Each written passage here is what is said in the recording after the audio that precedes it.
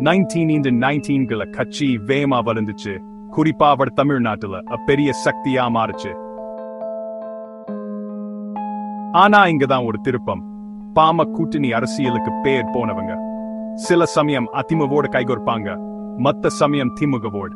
சுருக்கமா சொல்லுன்னா அவர்களுக்கு எப்படி அரசியல நிலைச்சு நிக்கணும்னு நல்லாவே தெரியும்.